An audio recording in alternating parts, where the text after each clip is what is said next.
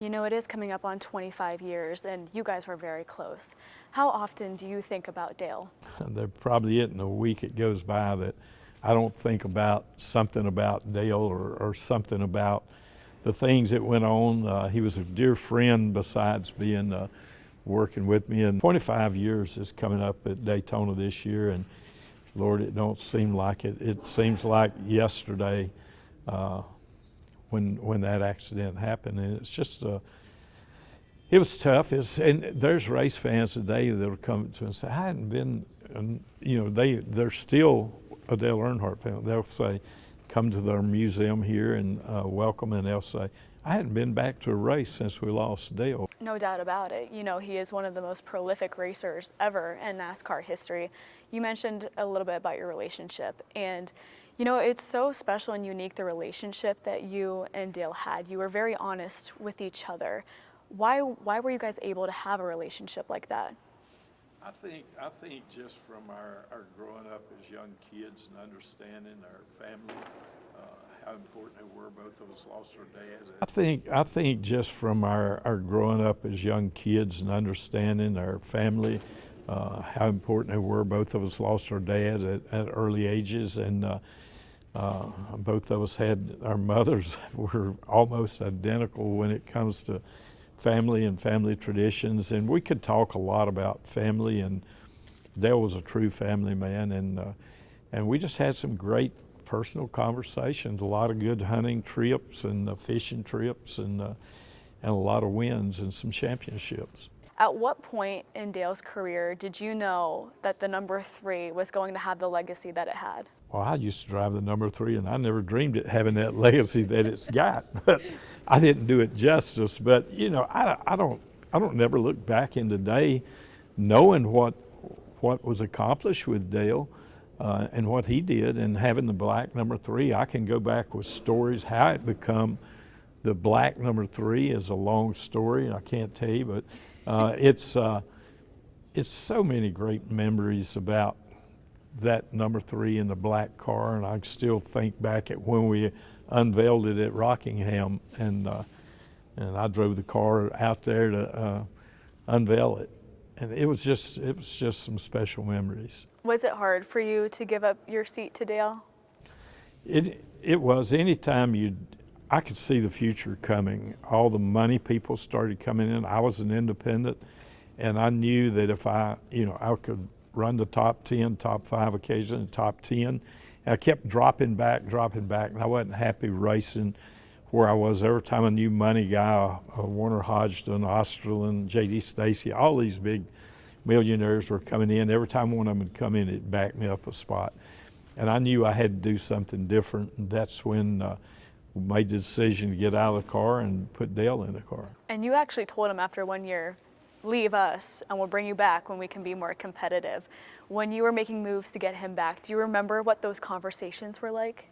Oh, many. We were hunting buddies down in South Carolina, and he ran those first 10 races for me, and then we'd hunting down in South Carolina. We'd always talk about getting back together. We knew there was something special, but we didn't know how special it really was.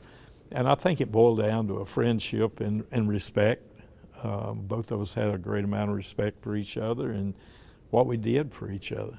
Talk about the success that you guys had together, working together. Is there a favorite moment that you have with Dale on the track? I think winning the Daytona 500 with Dale was so special. There's so many special moments. I can think about so many of them, from Charlotte to Richmond, him out there wiping the windshield, and so many great times and great memories. But knowing how important winning the Daytona 500 was for him was really one of the special moments. Mm-hmm. Just to bring it back to his passing shortly after you decided to pull the 3 and keep it away from. Just to bring it back to his passing shortly after you decided to pull the 3 and keep it away for a little bit, what went behind that decision? Well, I just didn't feel it was right. The very first, after the day, 2 days after we lost Dale, I told Bobby Hutchins to call Daytona, I said, we're going, I thought about it and thought about a hunting trip we were on. And that's the reason that I decided to go forward. I told my wife we're getting out of it, but thinking about that and the commitment we made to each other, Dale and I told Bobby Hutchin, I said, call NASCAR, we're going to paint the car white. Call them and see what the lowest number is. It happened to be number 29. And I said, have Kevin Harvick, I'll be there tonight at 11, 12, 1 o'clock in the morning. And we're going to talk about going to Rockingham. And that's what we did. And we pulled a 3.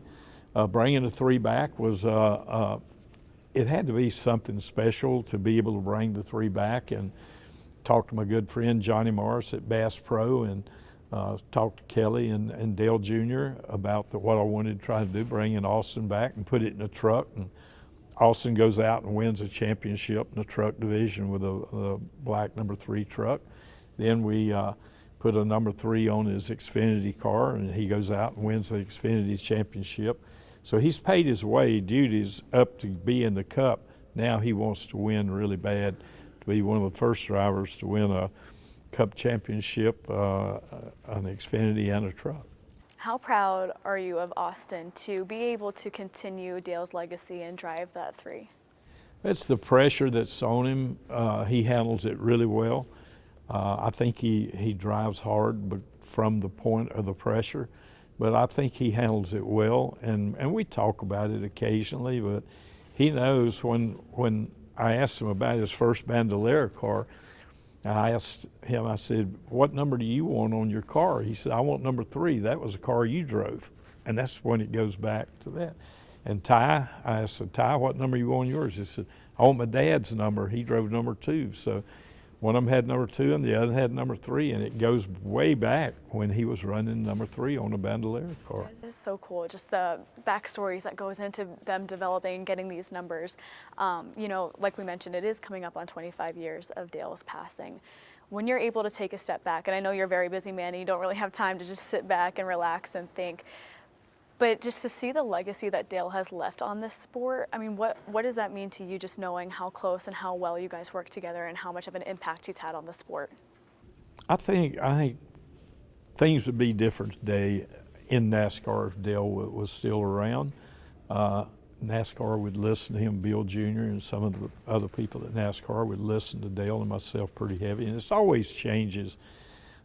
Life's about change. If you can't accept change and change with it sometime, you're in bigger trouble.